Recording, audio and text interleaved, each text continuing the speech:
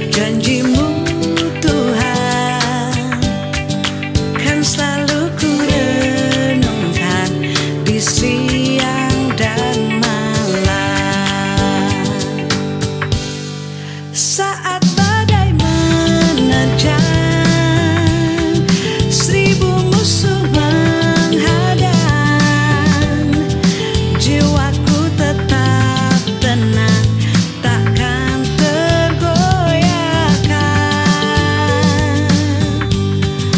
Firman-Mu yang ku pegang, tak sedetik pun kan ku lepaskan, karena di sana ku temukan kekuatan iman.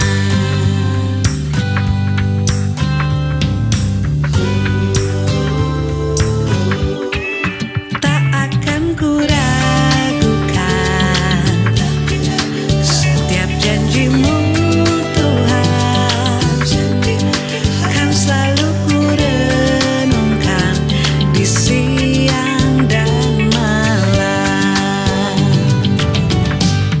Saat badai menerjang, 1000 musuh menghadang, jiwaku tetap tenang, takkan tergoyahkan. Firman-Mu yang ku pegang, tak sedetik pun kan ku lepaskan, karena di sana ku temukan kekuatan iman.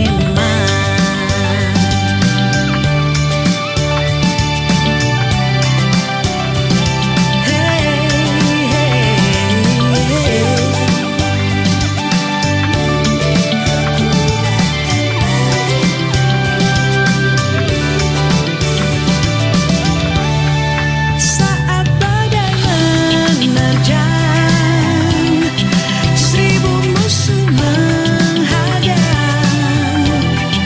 jiwaku tetap tenang, takkan tergoyahkan.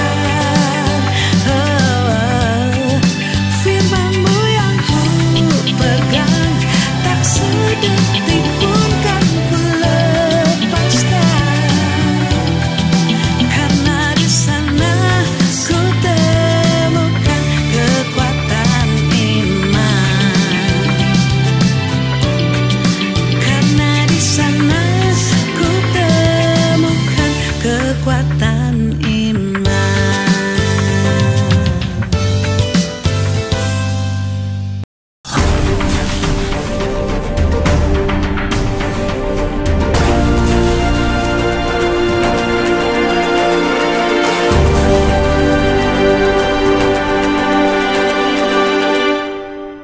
Berjumpa lagi dengan saya Paulus Wiratno, Bapak Ibu Saudara, dalam program School of Marriage.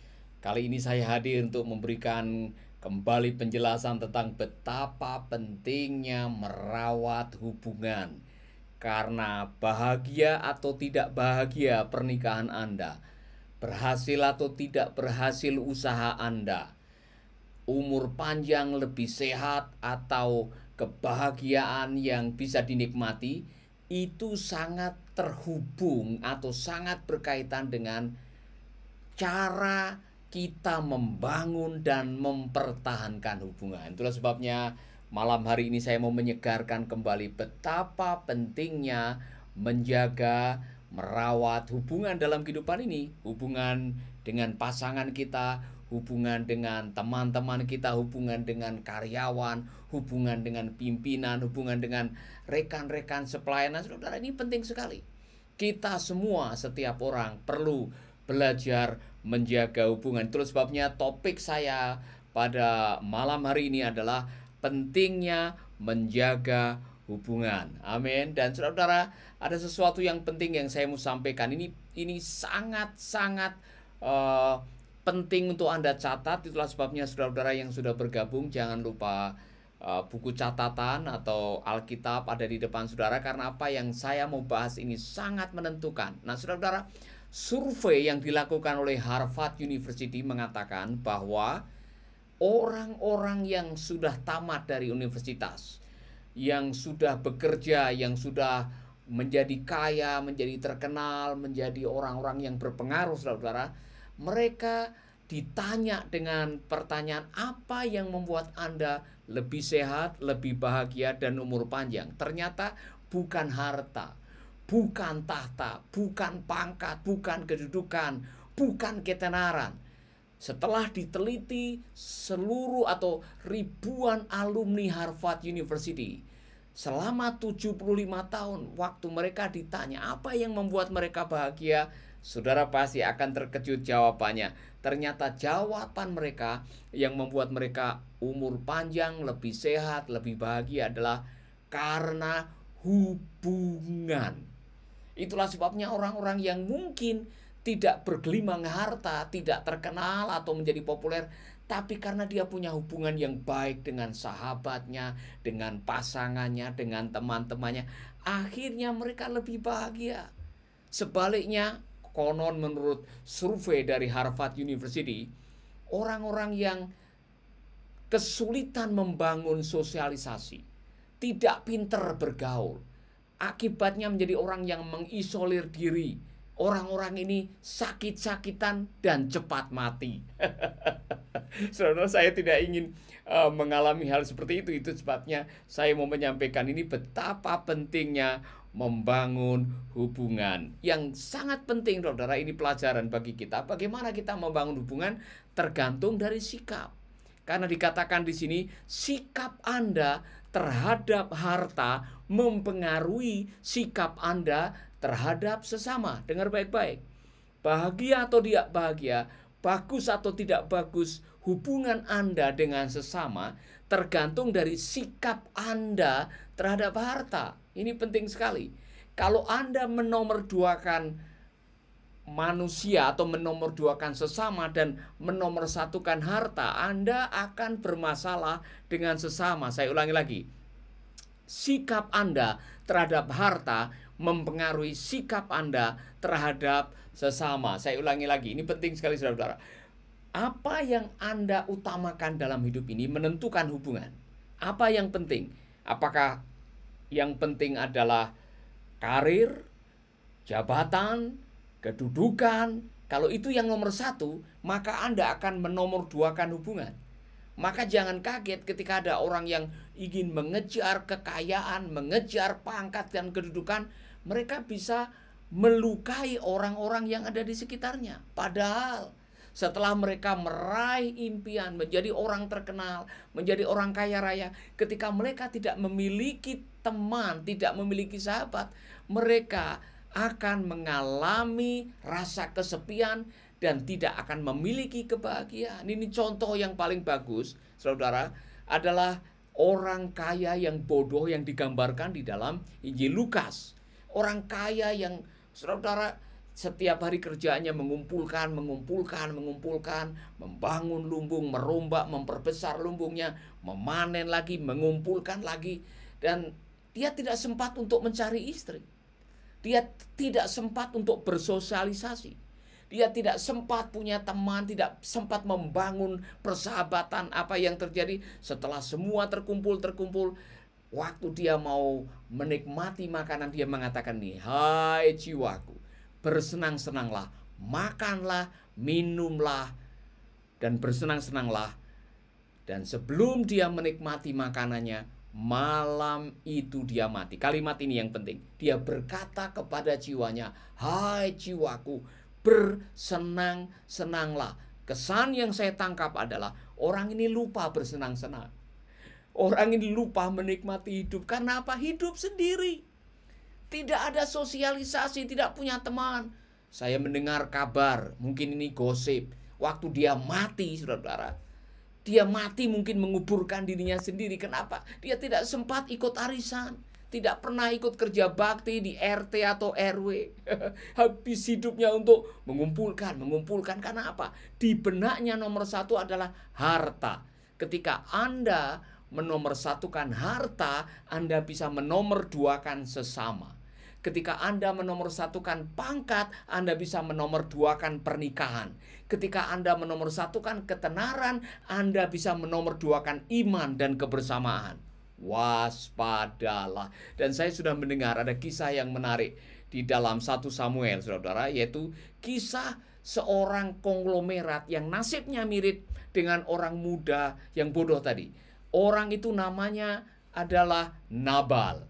Saudara, Nabal adalah konglomerat di daerah Karmel yang punya banyak domba, dan dia boleh dibilang orang yang kaya raya, tetapi arogan. Dia sombong, dia meremehkan orang. Ketika Daud mengutus 10 orang untuk meminta bantuan, oleh karena Daud merasa suksesnya Nabal karena dibantu dan dilindungi oleh keluarganya Daud atau tentara-tentaranya Daud. Nabal tidak memperhitungkan itu. Nabal justru mengatakan, oh saya tidak kenal Daud. Arogansinya itu saudara bisa lihat di dalam kisah yang ada di dalam kitab Samuel, saudara. Nah, mari kita akan melihat sikap Anda terhadap sesama menentukan kualitas hubungan Anda dengan sesama. Kalau Anda tidak menghargai orang, Anda tidak mungkin berhubungan baik dengan orang itu. Kalau Anda selalu negatif dengan orang, Anda akan selalu negatif atau memperlakukan orang itu dengan negatif. Kalau Anda punya praduga yang barangkali curiga, Anda tidak akan pernah percaya dengan orang itu. Jadi sikap Anda terhadap orang menentukan hubungan Anda dengan orang itu. Nah, saudara-saudara, kisah yang paling bagus adalah antara Daud dengan Nabal. Saudara-saudara, ketika Daud mengutus 10 orang untuk minta bantuan, ini sikapnya Nabal. Tetapi Nabal menjawab anak buah Daud itu, katanya, siapakah Daud? Siapakah anak Isai itu? Perhatikan kalimatnya. Siapakah Daud? Siapakah anak Isai itu? Saudara, kalimat itu adalah kalimat seolah-olah mereka tidak kenal Daud. Daud itu tidak ada apa-apanya. Padahal Daud sudah dikenal sebagai pahlawan yang gagah perkasa. Dia berhasil membunuh Goliat, namanya tenar. Dia membunuh berlaksa-laksa. Dia orang yang luar biasa, yang istrinya, istri Nabal mengetahui. Yang namanya Abigail tahu bahwa ada Tuhan yang menyertai Daud. Tapi Nabal arogan. Nabal menganggap, siapa Daud? Saya tidak kenal Daud, ngapain dia minta bantuan? Oh saudara-saudara, sikap Anda terhadap sesama menentukan hubungan Anda dengan sesama. Waspadai, saudara. Saya mau mengatakan ini penting sekali bagi kita sekalian. Mari kita belajar sikap Anda terhadap sesama menentukan kualitas hubungan Anda dengan sesama. Kalau Anda bersikap negatif, hubungan Anda jadi negatif. Kalau Anda bersikap positif, hubungan Anda akan positif. Kalau Anda tidak mempercayai orang, Anda sulit bekerja sama dengan orang itu. Padahal tidak ada sukses atau keberhasilan yang pernah diraih sendirian. Dengar baik-baik, saudara-saudara. Tidak ada keberhasilan yang pernah diraih sendirian. Selalu ada orang yang lain yang terlibat, disadari atau tidak. Suksesnya Nabal tidak bisa dipisahkan dari keterlibatan tentara-tentara Daud yang melindungi gembala-gembala atau karyawannya Nabal. Sehingga Nabal bisa panen, Nabal bisa berhasil oleh karena ada dukungan dari Daud dan tentara-tentaranya. Tetapi karena Nabal tidak menyadari itu, Nabal tidak menghargai apa yang dilakukan oleh Daud dan tentaranya. Saudara-saudara, mari kita akan belajar dalam hidup ini bahwa tidak ada sukses yang diraih sendirian. Tuhan mengirim orang-orang dalam hidup kita untuk meraih keberhasilan. Kalau Anda sekarang ini menjadi seperti apa adanya, di mana Anda sudah menjadi orang yang berhasil, sudah punya income tetap, saudara diberi kepercayaan oleh majikan saudara, itu bukan datang karena kebetulan. Ada tangan-tangan tidak kelihatan yang menopang saudara. Ada orang-orang yang tidak terlihat berdoa buat saudara. Ada orang-orang yang tidak pernah saudara sadari, secara tidak sadar mereka mendukung, mendoakan, berinvestasi buat saudara. Jadi jangan pernah melupakan mereka yang pernah menopang pelayanan saudara. Tidak ada sukses yang diraih sendirian. Amin, saudaraku. Itulah sebabnya mari kita belajar menghargai mereka. Saya bisa berbagi dengan saudara, di dalam hidup saya ini, kalau tidak ada orang-orang yang dikirim oleh Tuhan, mungkin saya tidak seperti sekarang ini. Saudara-saudara, 20 tahun yang lalu, waktu saya masuk Bali hanya dengan 2 koper. Naik pesawat Hercules, rumah dikontrakkan oleh teman. Tidak ada apa-apa, tidak ada kasur, tidak ada dapur, tidak ada piring, tidak ada tempat untuk berbaring. Saudara-saudara, malam itu waktu kami masuk rumah, istri saya nangis karena kami kehilangan segalanya gara-gara kerusuhan di Ambon. Saudara-saudara, Tuhan mengirimkan orang-orang yang bisa menopang kami. Tidak ada income, tidak ada masukan. Saya tidak tahu bagaimana makan waktu itu. Tetapi ada orang-orang yang dikirim untuk mengontrakkan rumah, menyekolahkan anak-anak saya, membelikan mobil. Saudara, cara Tuhan itu luar biasa. Maka saya mengingat orang-orang yang pernah singgah, pernah dipakai oleh Tuhan. Mereka adalah orang-orang, saya sebut tangan-tangan yang tidak kelihatan. Saya tidak tahu ada wanita dari Kansas City, Amerika, yang memberikan envelope dikirim lewat seorang hamba Tuhan, misionari, yang saya tidak tahu sampai sekarang. Tapi melalui envelope itu, saya bisa membukanya, di dalamnya ada uang yang bisa saya pakai untuk membeli mobil. Saya tidak tahu ada tangan-tangan yang tidak kelihatan yang dikirim oleh Tuhan menjadi bagian dalam kehidupan kami. Saudara-saudara, jadi jangan pernah meremehkan orang-orang yang Tuhan kirim untuk membuat apa yang Anda lakukan hari ini sebagaimana Anda adanya hari ini. Karena ada orang-orang yang dikirim oleh Tuhan untuk menolong saudara. Maka sikapmu terhadap sesamamu menentukan bagaimana engkau memperlakukan mereka. Ketika kita menyadari bahwa semua yang Tuhan kirimkan adalah bagian dari kehidupan, bagian dari perjalanan, tidak ada yang dikirimkan secara kebetulan, maka saudara, hargailah setiap orang yang singgah dalam hidup saudara. Ada yang mengatakan some come for a reason. Ada orang-orang yang dikirim dalam hidup saudara untuk alasan tertentu, ya kan? Bahkan ada yang dikirim untuk bikin susah hidup saudara, supaya imanmu bertumbuh. Ada yang dikirim oleh Tuhan untuk memusuhi Anda, supaya Anda teruji imannya. Seperti Daud, dia berjumpa dengan seorang raja yang kejam, yang bengis, penuh dengan iri hati, namanya Saul. Kenapa Saul dikirim oleh Tuhan dalam kehidupan Daud? Supaya Daud teruji, jiwa kepahlawannya terbukti, ketangguhannya, jiwa prajuritnya, loyalitasnya. Saudara-saudara, meskipun dia selama 15 tahun harus lari dari gua ke gua mengungsi, tetapi Daud menyadari bahwa itu adalah proses yang Tuhan izinkan. Some come for a reason.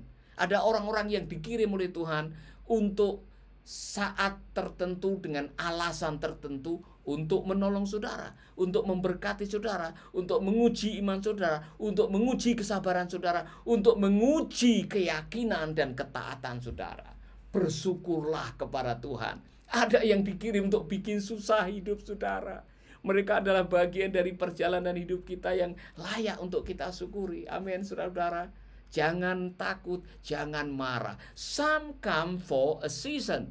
Ada orang-orang yang datang untuk season tertentu, untuk musim kehidupan saudara. Tidak ada keberhasilan yang pernah diraih sendirian. Selalu ada orang lain yang ikut terlibat, baik disadari atau tidak. Jadi saudara-saudara, kalau ada orang-orang yang datang for a season, ada musim-musim tertentu dalam perjalanan hidup saudara, Tuhan kirimkan orang untuk menolong saudara, memberkati saudara, menguji saudara. Tetapi ada some come for lifetime. Ada orang-orang yang dikirim oleh Tuhan untuk sepanjang hidup saudara menolong perjalanan hidup saudara. Salah satunya adalah pasangan hidup saudara. Tuhan kirimkan pasangan hidup untuk menemani perjalanan saudara, supaya saudara berhasil, saudara pada akhirnya bisa meraih impian dan rencana Tuhan dalam hidup saudara. Itulah sebabnya survei membuktikan orang-orang yang berhasil 90% didukung oleh pasangannya. Makanya saya mengatakan tidak ada sukses yang diraih sendirian. Amin, saudaraku. Itulah sebabnya penting sekali untuk kita belajar ini. Dengan mengubah sikap, Anda bisa mengubah hubungan. Saudara-saudara, kalau sekarang hubunganmu buruk, kalau sekarang hubunganmu terancam, kalau sekarang hubunganmu retak, kalau sekarang hubunganmu sedang ada di ujung tanduk, kalau sekarang hubunganmu sedang menghadapi kesulitan, saudara tidak bisa mengubah orang. Tapi yang bisa kita lakukan sekarang, ubah sikap Anda. Ubahlah sikap Anda dulu. Nanti kalau Anda sudah mengubah sikap, yang lain-lain akan berubah. Saya mendengar dan membaca sebuah kisah dan sekaligus membaca atau menonton film Fireproof. Saudara-saudara, kalau saudara pernah menonton film Fireproof, adalah kisah seorang pemadam kebakaran yang ditinggal selingkuh istrinya. Saudara-saudara, ceritanya sangat menarik. Pada waktu sang suami tahu kalau istrinya sedang selingkuh, waduh, dia seperti hancur hatinya. Dia mencintai istrinya dengan begitu rupa, dan dia ingin mempertahankan pernikahannya. Lalu dia minta nasihat ayah kandungnya. Dia datang kepada ayah dan dia mengatakan, "Bapak, saya tidak pernah menyangka kalau istri saya selingkuh. Saya ingin sekali rumah tangga saya dipulihkan, pernikahan saya dipulihkan. Bagaimana caranya supaya istri yang selingkuh bisa kembali lagi?" Oh, saudara-saudara, ayahnya memberikan nasihat ini. Kamu berusaha mengubah sikapmu. Lakukan satu kebaikan setiap hari untuk istrimu.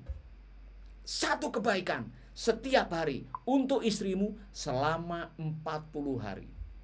Saudara-saudara, meski berat, sang suami mencoba melakukan, dia mulai berubah, sikapnya mulai berubah. Kalau kemarin marah-marah, dia setiap kali istrinya datang dia marah-marah dan akhirnya padu, tengkar mulut.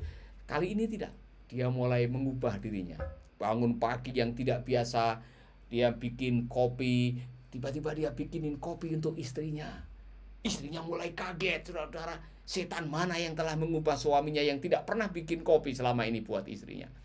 Yang tidak pernah setrika, tiba-tiba dia setrika. Yang tidak pernah nyuci, tiba-tiba dia nyuci. Yang tidak pernah buang sampah, tiba-tiba dia buang sampah.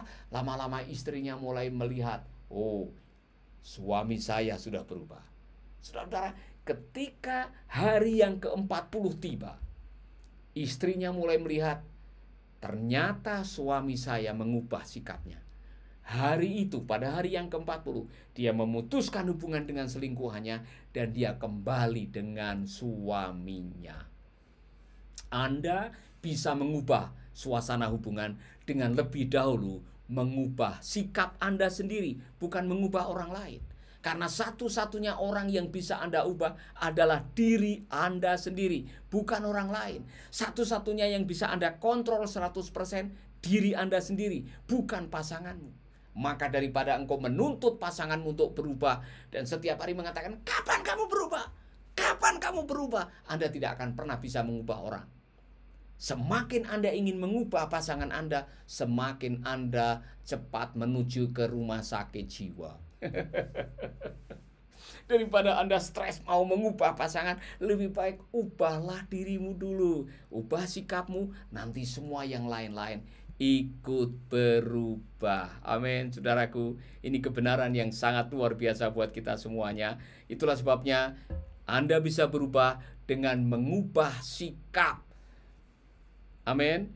Berikutnya, saudara-saudara, ini penting bagi kita sekalian. Saudara-saudara, apa yang terjadi dengan Abigail, istri dari Nabal yang arogan itu? Ketika Daud mendengar bahwa namanya dilecehkan, bahwa Nabal tidak mau membantu dia dengan logistik, Daud mengutus 400 tentaranya untuk menghabisi semua staf Nabal. Semua laki-laki akan dibunuh oleh tentaranya Daud.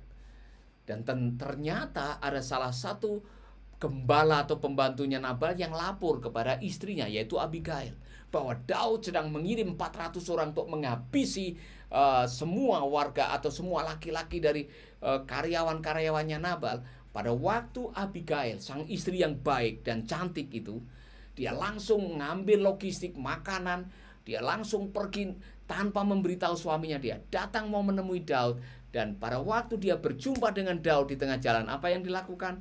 Dia bersujud dan dia mengatakan ini, ampunilah kiranya kecerobohan hambamu ini, sebab pastilah Tuhan akan membangun bagi tuanku keturunan yang teguh, karena tuanku ini melakukan perang Tuhan, dan tidak ada yang jahat terdapat padamu selama hidupmu. Jadi saudara, istrinya Nabal, yaitu Abigail, mengubah sikapnya, mengubah hubungannya dengan berlaku sopan dan memohon ampun, merendahkan hatinya, minta ampun di depan Daud, dan Daud mengampuni. Jadi apa?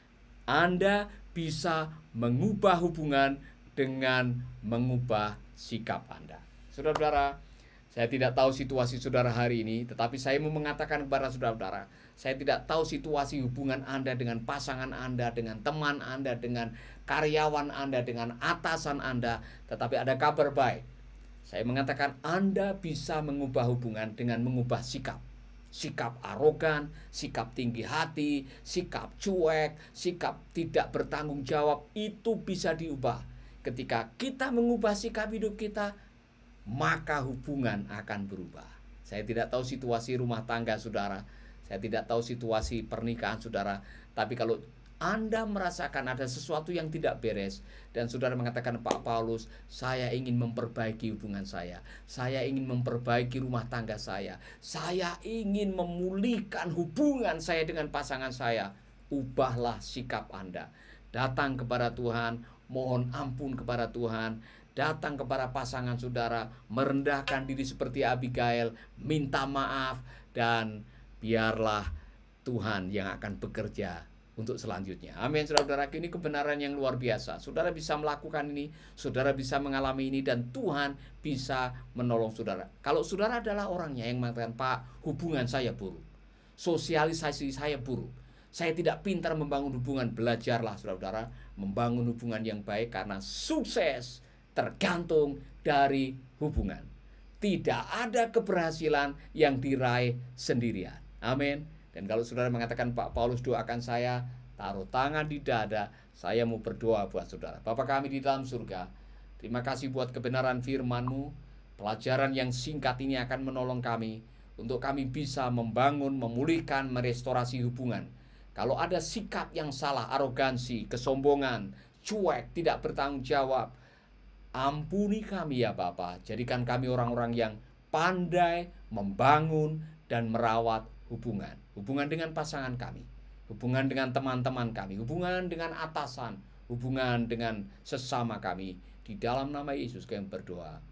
Amin. Amin. Saudara-saudara, di luar hubungan, ketika hubungan tidak bisa berjalan dengan baik, fungsi totalitas kita untuk meraih maksimal dalam hidup tidak akan pernah tercapai. Pandai-pandailah membangun hubungan. Saya ulangi lagi, hasil survei dari Harvard University yang dilakukan selama 75 tahun terhadap alumni-alumni Harvard University yang sudah menjadi bisnismen, politikus, artis, menjadi wira swastawan, dan sebagainya. Terbukti orang-orang yang lebih sehat, lebih bahagia, dan umurnya panjang adalah mereka yang pandai membangun hubungan. Jadi yang membuat Anda lebih bahagia bukan harta, bukan tahta, bukan permata, bukan juga wanita, tetapi hubungan. Amin, saudara-saudara. Saya berdoa kiranya malam hari ini saudara dikuatkan, diteguhkan, dan saya percaya saudara sebentar lagi saya akan menyapa saudara, tapi dengarkanlah yang satu ini.